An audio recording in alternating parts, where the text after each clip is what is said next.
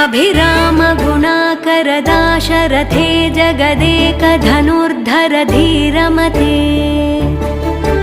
रघुनायक राम रमेश विभो वरदो भवदेव दया जलधे अवनीतनया कमनीय करं रजनीकर चारुमुखाम्बुरुहम् रजनीचर राजतमो मिहिरं महर्षि